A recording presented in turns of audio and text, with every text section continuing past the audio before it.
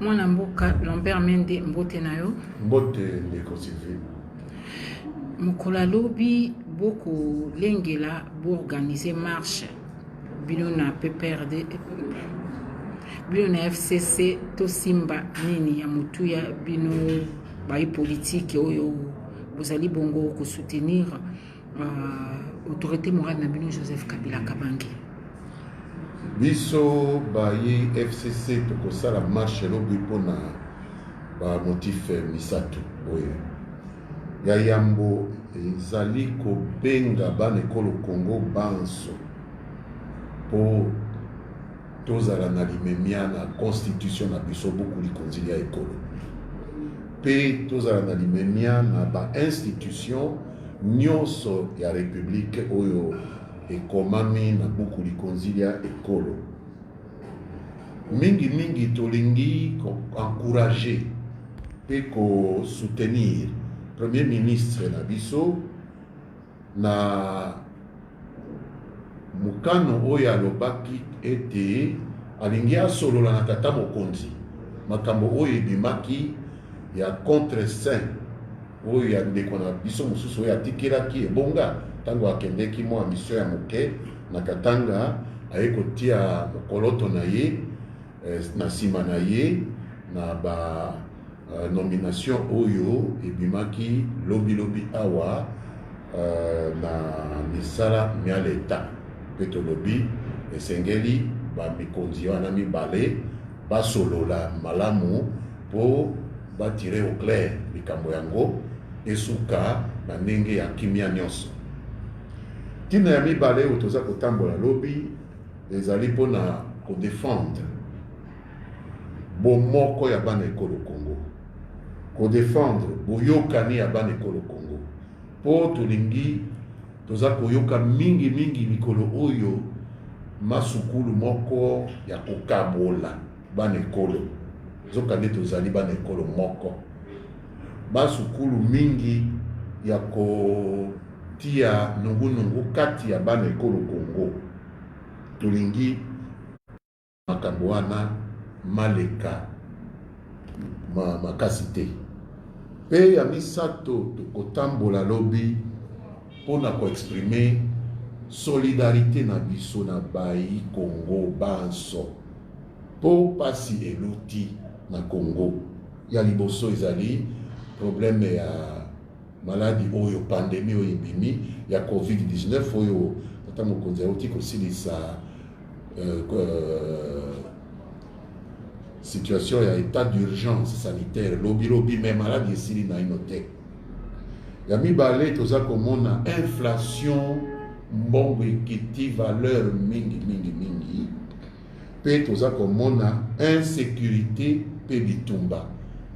biza koluta makasi na ba territoire na biso mingi ya este ya mboka na biso pe esengeli biso bayi Congo topesa message ya solidarité na bandeko na biso oyo bazali na pasi nyonso wana. Bokotambola lieu ya rassemblement eza place nini pe bosukati wapi? Tokosangana na croisement ya boulevard Lumumba, avenue de l'université na avenue Sendwe pembeni ya station ya essence oyo babengi Sona Hydroc ex Cohydro pembeni ya quartier du 20 mai pe tokozwa molongo ti palais du peuple mpona kopesa mokanda ya kosoutenir ba-institution ya parlement sénat assemblée nationale pe kuna nde tokopanzana balobaka bozanga mino mpe na bato te bozokonte na banani mpo batambola na bino elongo bobongisi combien mpo bopesa na moto moko mpo atambola na bino elongo? Mama Sylvie soki toza na bato te lobi tokomona soki bato baza te tokotambola biso moko kaka soki toza baparlementaire toza soki 350 baministre toza soki peut-être 30 na baministre mpe na nzela ba-PDG ba-PA ba-PCA banini toza soki zomina donc ekoleka 400 bato te mais peut-être ekoleka po fungola miso lobi otanga bongo oyeba soki toza na bato to toza na bato te po oyo batindaki biso na parlement bakufi na ino te bazali na bomoi bazali na mboka oyo bazali na ville oyo ya Kisasa bakoya lobby yango wana toza kobenga bango po toza batindami na bango yango wana toza majorité na kati ya parlement bobongisi bo pe ya moto moko combien po ekomi nango bongo eza likambo ya combien te po soki okoki kotanga ngai moto lokola ngai nazwaki plus de 60,000 bobe na loja te bobe na loja pe kotambola lobby 60,000 wana nakokaki kopesa bango combien mbongo yango naza nango boni mpona pesa bato 60,000 ezali makanisi ya bato balingi yo na makanisi na projet oza nango mpe baponi yo obimi député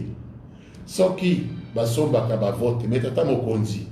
million boni bavotaki ye apesaki bato boni eza makanisi donc totika makambo ya kofinga na makambo basombi bato basali boye biso tozali bato tobimi na élection bavotaki biso moto anome biso azali te mpe bayi bavote biso bakotambola na biso lobi dollar ekomata bato kaka po balia nzoka nde premier ministre ya bino ministre ya finance ya bino ministre ya oyo atali toloba makambo oyo même banque centrale be na maboko na bino lelo nani gouvernement majorité ezali bino FCC ceux qui passe ekobakisama na mboka ezali bino mais problème eza te tozali kotuna bango toza komituna biso moko ndenge nini makambo ekomi boye po tobongola makambo ezonga na ndenge ezalaki liboso ntango tozalaki biso moko donc mabe ezali te ezala biso toza wana soki makambo mabebi bongo toloba te po biso toza wana makambo mabebi esengeli toyeba ntina nini makambo nazali na ndenge wana ekokutunana na biso moko po toza biso moko te na kati ya gouvernement yango esengeli banso tofanda elongo kofingana te kobomana te tosolola toyeba mabe wana euti wapi nde interpellation wana eza kolobama na base na biso nde toza kobimisa yango na cadre ya marche soki mokonzi ya mboka Félix Tshisekedi ayambi ndeko Sylvestre Ilunkamba te mpona bino solution eza nini parce que akoki kondima na kondima te koyamba ye ntango ye mais bamonanaka chaque vendredi na conseil des ministres ndeko Sylvie bamonanaka eza obligation ezali mibeko mia leta tata mokonzi na premier ministre basalaka elongo mais mwa nungunungu ebimaki mpe toyokaki ete motu mosusu nde asinyaki toza koyebisa ke tata mokonzi nde asali mabe te mais toza koloba ete contre saint tata mokonzi asalaka contre saint te ye moto azwaka mibeko kasi contre saint oyo aloba azwaka na ye nde premier ministre problème ye kobima motu mosusu aye kotia contre saint nde toza kotuna wana toclarifie yango mabe eza te toza kointerpele tata mokonzi saint tata mokonzi nde atiaka contre saint te ye aza na role na ye bato balobi eza mbala ya mbote na époque mpe mois passé récent ndeko Tshibala azalaki premier ministre asalaki mobembo mpe ndeko José Makila comme premier ministre ai asalaki mpe asinyaki mpe mwa biloko elongo na mokonzi to directeur de cabinet Némi Moulani asoki na bosani te mais Tshibala ayaki kodenonce te eloko eza kobosana wana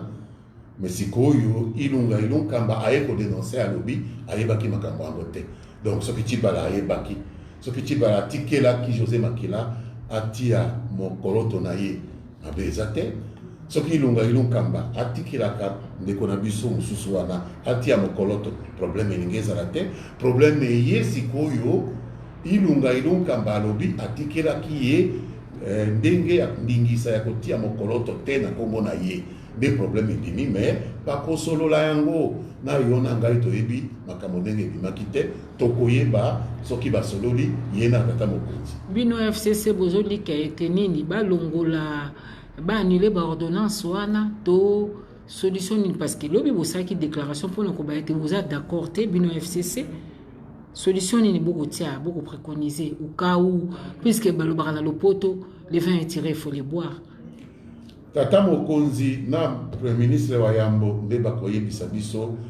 conclusion ya masolo na bango biso toza ko encourager kaka masolo masalema pour toza la coalition donc il faut masolo masalema pour likambo yango ezala tirer au clair ndenge tata mokonzi ya gouvernement alobaki na communiqué na ye eloko toza ko soutenir ye yango wana mais sikoyo toza na conclusion te lobi bandeko UDPS bamarchaki tomonaki mwa basiège ya baparti ndakisa lokola PPRD PT musu ezwaki moto bino bomilengeli ndenge ni pote makambo ya lolenge wana ekoma te na marche oyo bino bokoorganize lo parce que balobaka fule yaka na matoi te fule elandaka be lokola kaka mai ke okende ka ndenge wana ya biso eza fule te ya biso eza bana ekolo oyo bapesaki biso bavoi na bango po tobima badepute basénateur po tosala misala oyo toza kosala lelo donc toza koencadre bango malamu yango wana tolingaki tobima te na periode oyo tata mokonzi atiaki apekisaki bato babima mpona état d'urgence sanitaire yango wana tolobaki tozela état d'urgence sanitaire wana esila bamosusu babandaki kocola biso koseka biso etango mosusu mpo baza na bato te tozali nde kozala na limemia na makambo oyo etali mibeko mia ekolo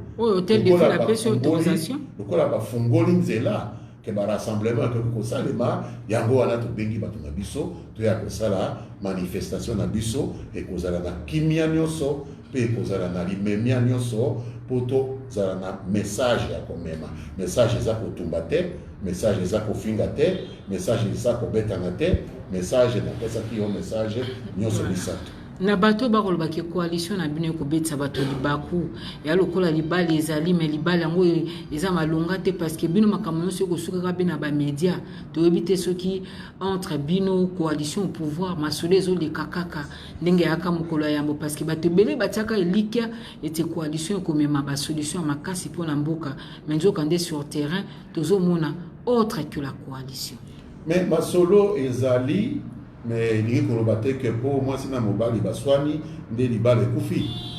moi c'est na mobali bakoko swana après ce qui bavandi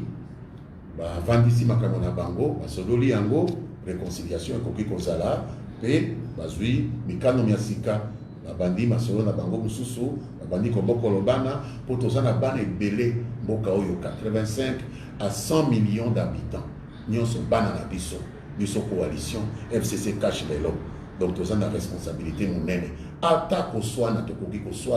mais jamais tu peux perdre de vue que tu as un ban belé, il y a qu'un les bango baza plus important que Bakambo, tu biso tu as Hôtel de ville à Pessibino, permission, mais quand on sommes à coquille, autorité morale à l'objet IO. Biso, Tolinga Kito Bima, avant même que Tata Mokonzi a retiré état d'urgence. C'est quand le a retiré l'état d'urgence, nous sommes au hôtel de ville, nous sommes la lobby. On a évité ce qui va continuer à biso, si vous avez réponse à l'hôtel de ville, mais il y a que marche et cause à la lobby. Autorité morale à ça si manabino ou bien beau sala kaka bo généraux babo ko la mo continue bango. Biso toza bato toza na discipline mingi to ebisaki pe autorité morale na biso pe aboité po toza mouvement moko eza démocratique toza na démocratie pe mokonzi esengeli pe a respecter volonté ya bato oyo baza kolanda ye. OK na bato bakoya lobi basimba nini moi déclaration ko salema devant boulevard triomphal basimbelo oni ya motu ya poto kabwana bakosimba ba message na bango bakosimba ba drapeau na bango bakozala ba message ya kimia ba message na PCA wa misato nde toyokanaki be ba message pe bakopesa bakopesa pa nani siaka kawana bosangani bolobi oui. FCC soutenir ba institution toza ko soutenir constitution tozali koloba tozongela unité ya bana ekolo Congo toza koloba toyokela bana ekolo Congo mawana bapasi oyo baza komona de ba message toza nango toza message ya kofinga mutu te toza na message ya kocholola mutu te toza na message ya komenacer mutu te ndetina ya marche wana Ndeko Lambert Mende, meilleure façon que soutenir mokonzi mboka eza lolenge nini selon yo? Meilleure façon ya ko soutenir mokonzi mboka ezali ya ko défendre constitution pour mokonzi mboka atatapi tieleka liboso ya constitution. Il faut to salisa ye a mema biso na nzela oyo constitution to beaucoup likonzi ya ekolo elobi nde akotika souvenir ya malamu ya positif na baimboka nde soutien mokonzi nyonso ya ekolo alukaka epai ya bana ekolo yango wana. Merci. Merci à vous.